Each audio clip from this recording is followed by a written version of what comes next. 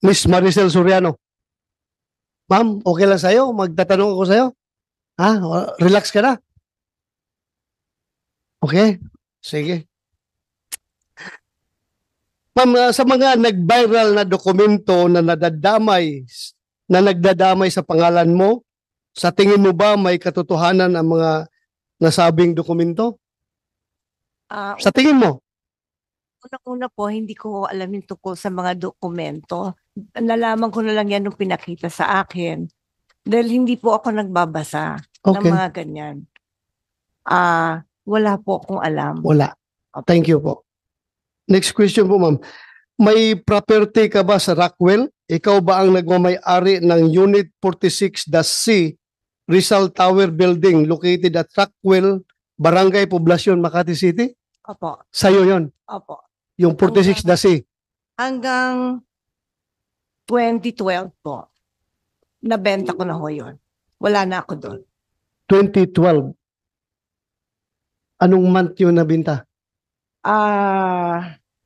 Hindi ho ako sigurado sa month, pero yung year naalala ko. So, your pre-ops is 2012, Your Honor. 2012. Yes, sir. 2012. 2012. So, bininta mo na after 2012. Binenta ko po siya nung 2012. Yun lang po ang naalala ko. Okay. But then you admit na you are the owner and at the same time the occupant of such unit, yung Unit 46, the C. Opo. 2012 bininta mo. Yes, Your Honor. And your pre-ops was 2012. 2012, Your Honor. 2012. March 11. Okay. Thank you.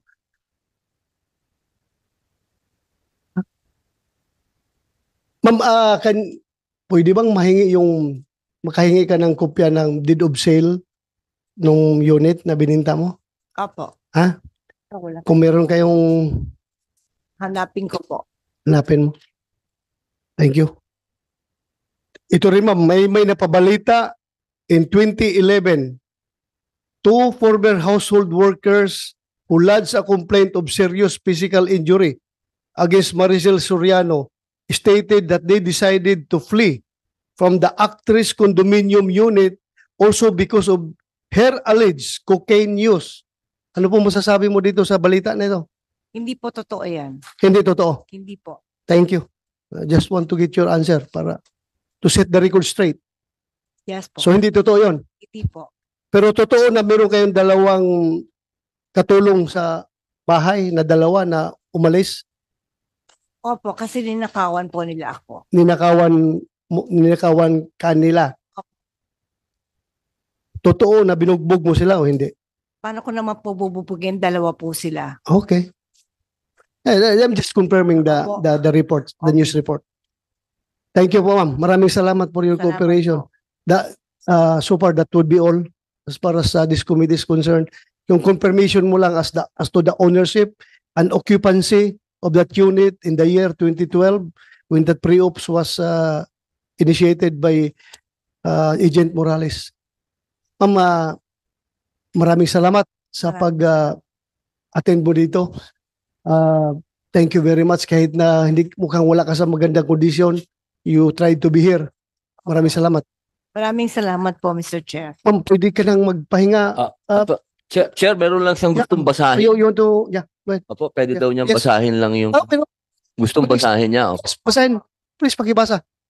To. Magandang umaga po sa mga kagalang-galang ng mga senador at sa lahat po ng nandito ngayong araw. Ako po ay nakatanggap ng imbitasyon galing po kay Senador Bato de la Rosa para magbigay ng komento tungkol sa issue na pinag-uusapan dito sa hearing.